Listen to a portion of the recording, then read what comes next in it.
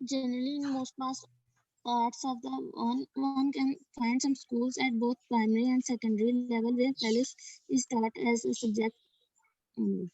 Other where it is used as a medium of along with the English, and other where the Welsh is the only medium and English is taught as a subject.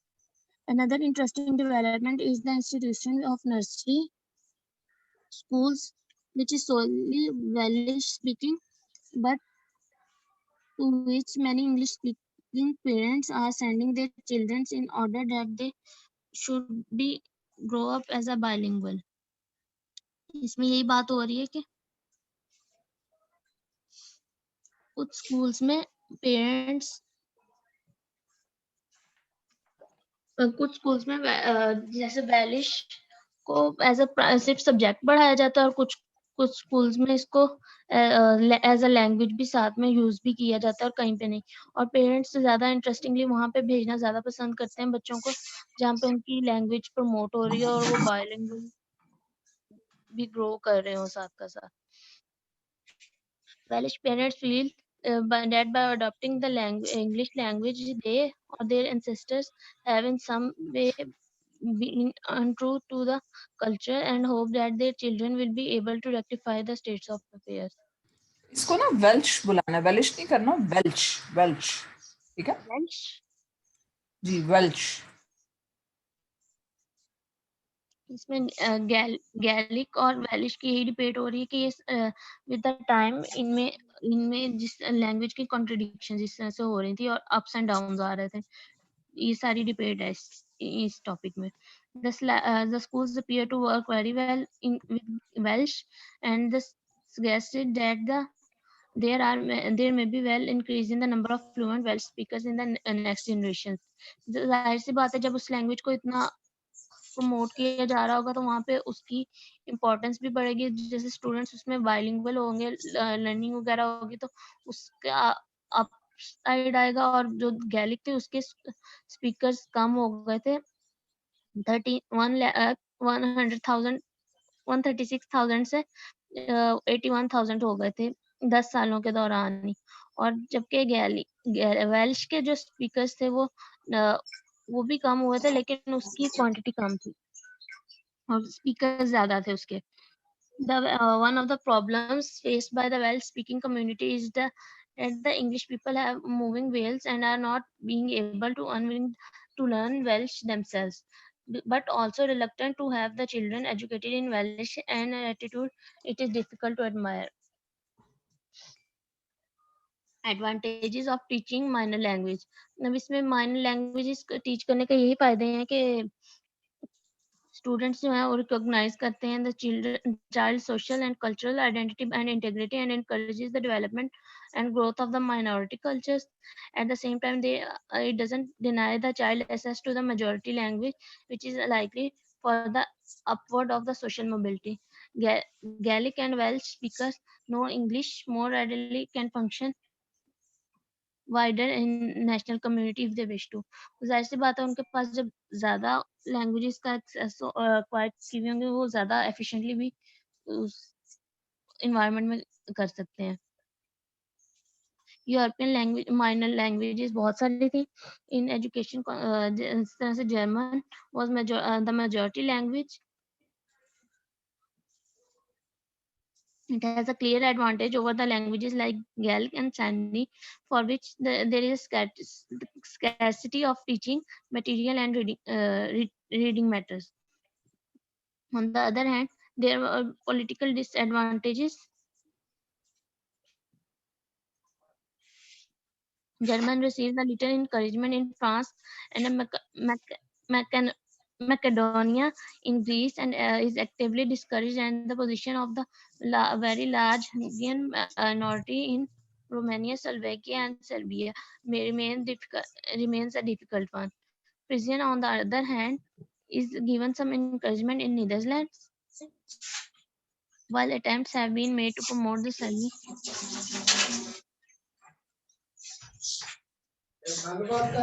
हाँ जी, Scandinavia. Roman language कर ले। में मुझे कुछ कहा आपने? अजीजा को कह रही हूँ कि आप म्यूट कर लें, म्यूट। सॉरी मुझे लगा था म्यूट है। मैं कंटिन्यू करूं? जी बिल्कुल करें। Roman language. One language which has received the particular bad treatment is the Roman language, the origin of the Roman North Indian language of the Gypsies.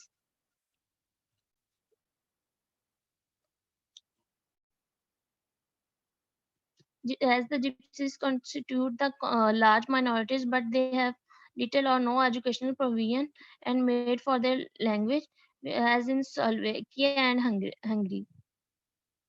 Reports of 1999 from CISIC shows the Gypsies are there are routinely replaced in the schools and the educational background. In North Greece, on the other hand, some all literacy programs have been developed for the Tamil-speaking children,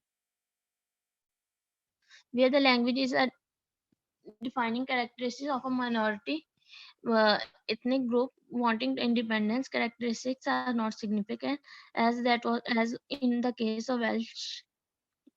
Linguistic factors are likely to play an important role in separatist movement they may undertake. This is partly in response to the problems such as education, but the large fact of that affects language acts as an important symbol of the consciousness and solidarity. The extent to which this is true is revealed by the linguistic grouping in the developed new independent nations in the Europe after the breakdown of multilingual empires.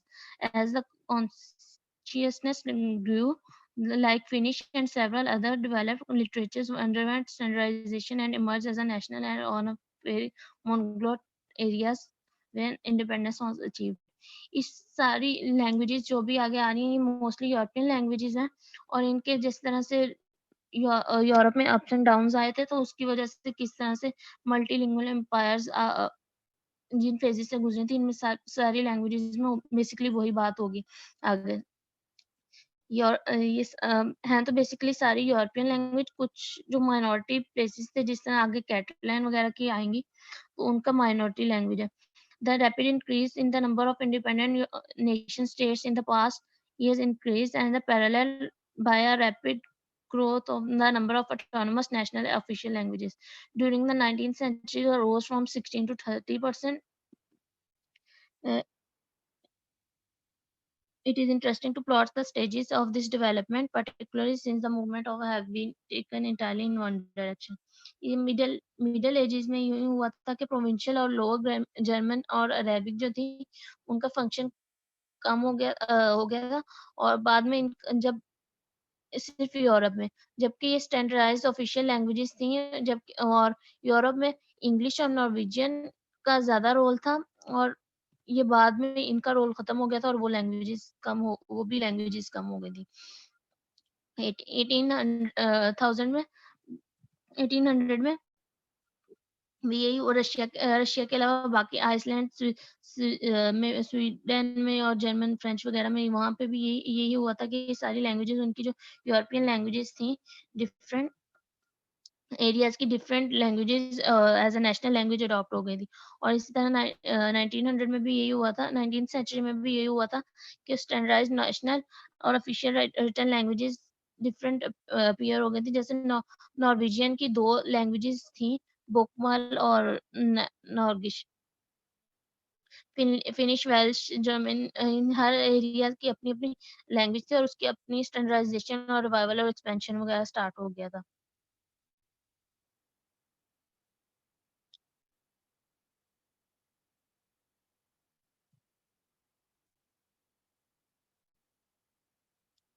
अ, ये सारे उसके ups and downs बताए हुए हैं, languages किस तरह से हुआ था उनके साथ और जो आयरलैंड था उसका minority language 3% of the population Irish native थी। Made it a compulsory subject in the school. This of course is because the Irish was formerly the language of all the Irish and symbolizes the national cultural identity rather than dissidence of any kind.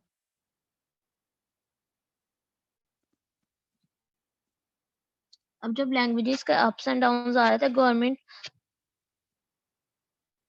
Government को भी problems face आ रही थी कि कौन सी linguistic minority की language submissive है और कौन सी एज अ माइनॉरिटी भी जिस तरह से अडॉप्ट किया गया था। बहुत से इश्यूज फेस किए थे गवर्नमेंट से, अगर कोई लैंग्वेज को अडॉप्ट किया जा रहा था एज एन ऑफिशियल लैंग्वेज, तो भी उसमें अप्स एंड डाउन्स वगैरह बहुत आए थे।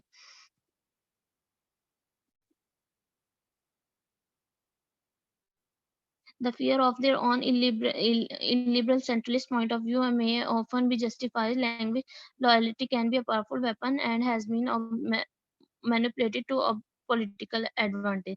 In many cases, a repressed or a discouraged minority language is also the language of a possibly an antagonistic neighboring state. In other cases, disfavored minority languages may simply have acted as a catalyst and disconnect content because minority groups have one additional reason to be dissatisfied with the lot. जैसे पीछे example दी हुई थी Macedonia Greece की पसंदीदा होती थी, और जिस तरह सिल्वेनिया इटली में और जर्मन फ्रेंच वगैरह में यही उनकी नेशनल लॉयल्टी वगैरह के लिए भी इस तरह से प्रूव हो रहा था। Language with the history of operations and for reasons, basically ये कैटलन थी, और इसके भी अप्स एंड डाउन। ये फ्रोमन फ्रेंच लैंग्वेज थी जो कि इसकी बहुत इंपॉर्टेंस थी। पहले with the passage of time इसकी डिक्लाइन हो गई थी, जिस जिस तरह से अप्स एंड डाउन आए थे उसमें एम्पायर में, तो इस तरह से इसमें इसको भी बहुत सारी प्रॉब्लम फेस करनी पड़ी थी। इसके 7 मिलियन स्पीकर से स्पेन में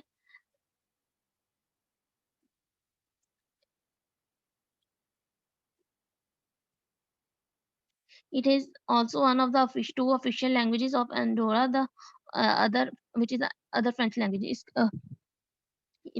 इसको ज्यादा इसकी ज्यादा इम्पोर्टेंस थी एंडोरा से भी, जो बेसिकली दोनों ही फ्रेंच लैंग्वेजेस थे, लेकिन इसको ज्यादा इम्पोर्टेंस मिली हुई थी। फिर अप्स एंड डाउन जैसे गवर्नमेंट की लिबरलाइजेशन वगैरह हुई, तो इसको या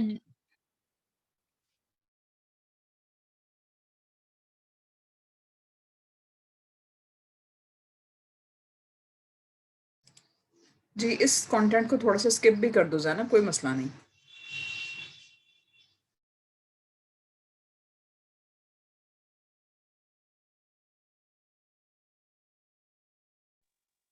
बेसिकली इसमें सारा यही है कि जब अप्स एंड डाउन्स आए तो लैंग्वेजेस में तो किस तरह से उन्होंने फेस किया था। फ्रैंको डिक्टेटरशिप हुई थी स्टार्ट, तो उसके बाद उसकी इम्पोर्टेंस वगैरह बिल्कुल खत्म हो गई थी।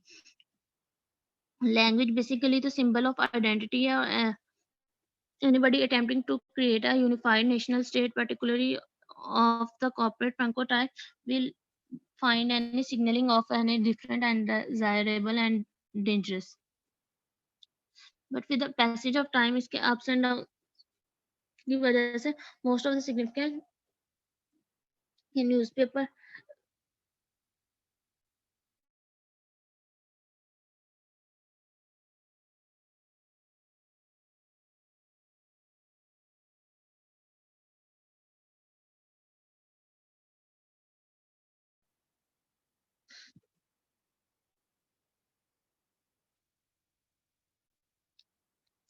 बेसिकली जब फ्रेंच रिवॉल्यूशन आया था, तो उसकी वजह से इसको बहुत अप्स एंड डाउन्स आए थे, और एक एक एट अ टाइम ये बैन हो गई हुई थी एजुकेशनल इंस्टीट्यूट से। और उसके बाद जब डेमोक्राइजेशन ऑफ स्पेन हुई थी, इसकी 1970s में इम्प्रूवमेंट होने स्टार्ट हो गई थी, और इसकी दोबारा से अपीयरेंस हो गई थी। इसी तरह से गैलिक के साथ भी हुआ था। स्कॉट्स में बंद प्रोहिबिटेड थी 1745 में, और similar factors influenced the actions of Greek governments, which carried out a policy of Hellenization in northern Greece by proscribing a usage of Macedonia in that area.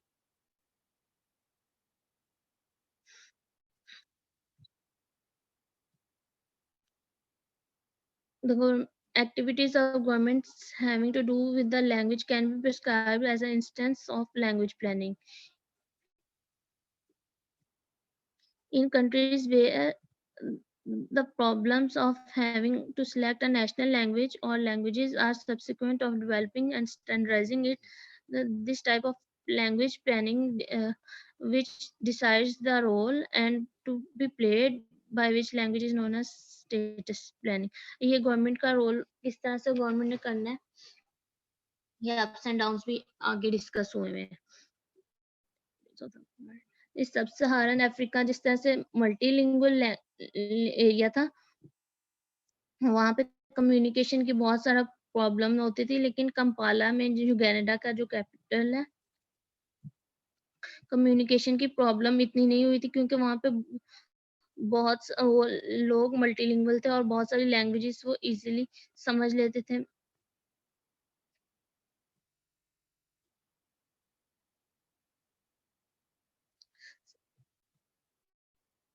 इसमें जैसे एग्जांपल दी हुई है, some of the languages which are used in Africa like English and French are not indigenous to the area in ना तो वो अपनी languages थी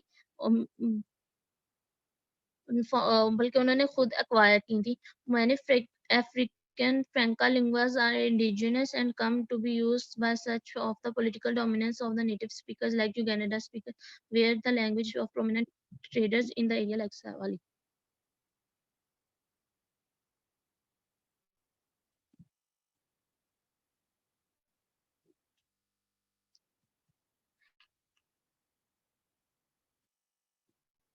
इस तरह एशियाटिक्स लैंग्वेज थी एक हौसा जिसका जो कि सेंट्रल अफ्रीका में बोली जाती थी, उसका भी फ्रैंका लिंगुआ था। और इस तरह से ग्रीक भी फ्रैंका लिंगुआ के फ्रैंका लिंगुआ अपीयर हुई थी इनिशियली अलेक्जेंडर्स मिलिट्री के कॉन्क्वेस्ट के बाद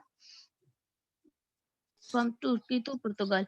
Latin was later used as a franca lingua in lingua western franca world है, mainly. ये लिंगुआ फ्रैंका कहते हैं, आप उल्टा बोल रही हो। Sorry.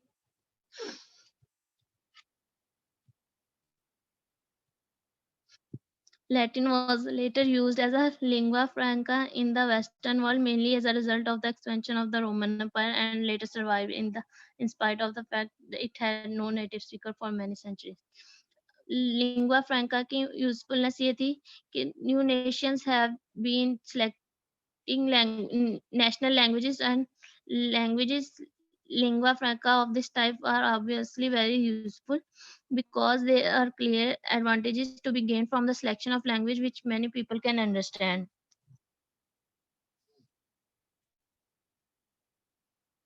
In many cases, the complications arises because of the competing and alternative lingua francas were available.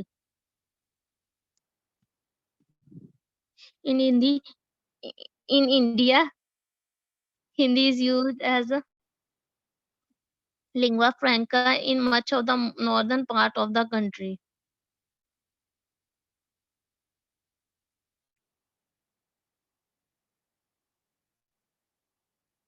English on the other hand Zainab जो बाकी operates as स्लाइड्स है ना, जो बाकी स्लाइड्स हैं उसमें मेन पॉइंट्स है ना, वी गेट द पिक्चर, और सारी स्पेसिफिक एग्जांपल्स में जाए बगैर कोई जो एक आध मेन पॉइंट है, जैसे एग्जांपल ऑफ मलेशिया में से कोई एक मेन पॉइंट आप बताना चाहो वो बता दो, तो I think okay ma'am. Explanation हो गई। इसी तरह से मैम मलेशिया में भी यही हुआ था कि वहाँ पे at a time 4 languages use हो रही थी और 10% लोग कोई लैंग्वेज बोलते थे और बाकी के कुछ बोलते थे, लेकिन उनको लैंग्वेजेस सारी आती थी और वो इजीली कम्युनिकेट कर लेते थे। और सोशल लिंग्विस्टिक पिक्चर इनकी यही थी कि वो अपनी लैंग्वेजेस अपनी एरियाज की लैंग्वेजेस के साथ-साथ दूसरी जो वैराइटीज थी दूसरी लैंग्वेजेस की जो आउट ऑफ कंट्री थी उनकी, वो भी वो लोग जानते थे।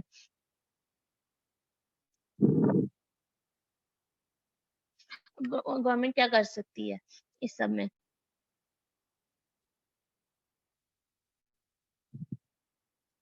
गवर्नमेंट एक लैंग्वेज को as a national language select करने के बाद उसको डेवलप, एस्टेब्लिश और स्टैंडर्डाइज़ भी कर सकती है। साथ का साथ उसे सारी गवर्नमेंट की रिस्पॉन्सिबिलिटी बनती है कि वो लैंग्वेज जब उसको स्टैंडर्ड वगैरह सारा कुछ उसका डायलेक्ट वगैरह सेट करने, तो वोकैबुलरी की डेवलपमेंट और ग्रामर फोनोलॉजिकल फॉर्म्स वगैरह उसका सारा कुछ।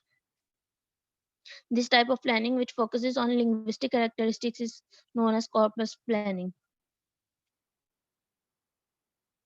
और इसी तरह से नॉर्वेजियन गवर्नमेंट की सबसे अच्छी एग्जांपल थी कि उन्होंने एट अ टाइम जब 2 स्टैंडर्ड लैंग्वेजेस यूज की सेट की थी, नॉर्कस जो कि न्यू लैंग्वेज थी और बोकमार जो कि बुक्स वगैरह में मोस्टली यूज होती थी, दोनों को ऑफिशियल स्टेटस मिला था, लेकिन और बेसिकली अब तो कंसीडर ये किया जाता है कि दोनों एक ही लैंग्वेज के डायलेक्ट थे।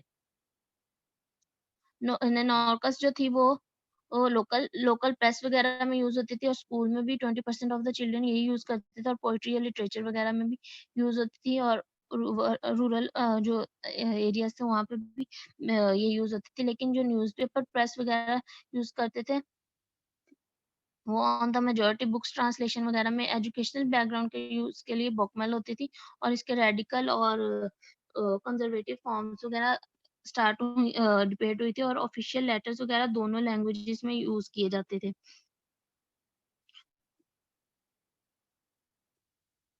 लैंग्वेजेस अपनी ऑटोनॉमी किस तरह से खो देती हैं या किस तरह से अपनी इंडिपेंडेंस वगैरह का उसका अप्स एंड डाउन्स की वजह से होती है। कुछ लैंग्वेजेस को एट द एंड उन दूसरी लैंग्वेजेस का डायलेक्ट ही कंसीडर किया जाने लग गया था, जिस तरह से प्रोविंशियल लो जर्मन को फ्रेंच फ्रेंच और जर्मन का एक डायलेक्ट कंसीडर किया जाता था, हालांकि ये स्टार्ट में एक इंडिपेंडेंट लैंग्वेज थी और लास्ट ऑटोनॉमी रिस्टोर हो जाती है, लेकिन उसकी भी कुछ वजह से प्रॉब्लम्स आती थी।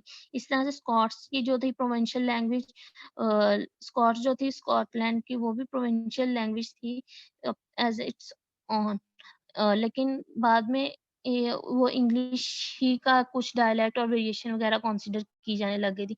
इसी तरह से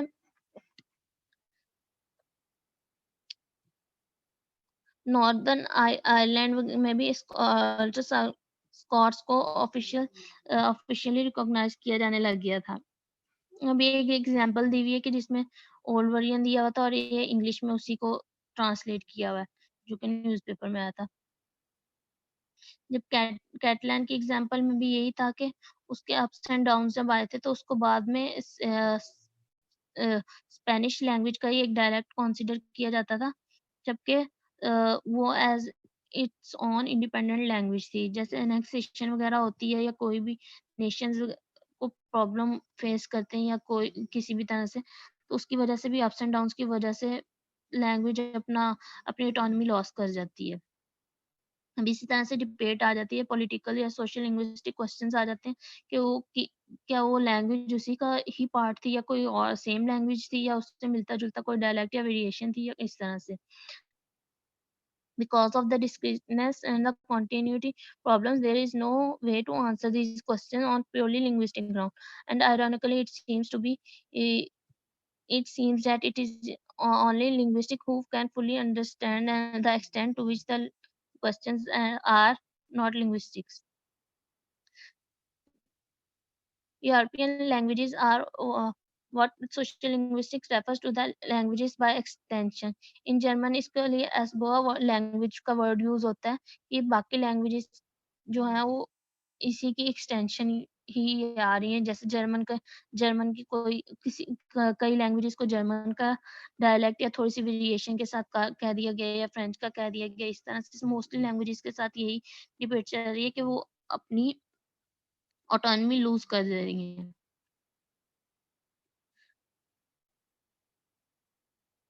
For instance, Basque, a language by distance in German, abstract and language because it is linguistically so different from all the languages that is the status as an independent language cannot be disputed. Not even in the Franco regime, one would claim that the Basque was really a Spanish language. इसमें सब में यही बात हो रही है कि linguistic grounds पे हम कुछ लैंग्वेजेस के लिए बात ट्रू है और कुछ के लिए नहीं ट्रू कि वो पहले तो इंडिपेंडेंट लैंग्वेजेस थी, लेकिन बाद में जैसे-जैसे वैरायटी ऑफ लैंग्वेजेस आती गई तो लैंग्वेजेस ने अपनी ऑटोनॉमी लूज़ कर दी। और उसके बाद उनको दूसरी लैंग्वेजेस का डायलेक्ट और इस तरह से वेरिएशंस के साथ कंसीडर किया जाने लगा कि ये इसकी पेरेंट लैंग्वेज इस तरह से होती है और उसकी आगे से ब्रांचेस है या उसका थोड़ी-सी वेरिएशन है, बस ये बात है। और लैंग्वेजेस ने अपनी ऑटोनॉमी लूज़ कर दी। अगर कोई क्वेश्चन है तो बता दें।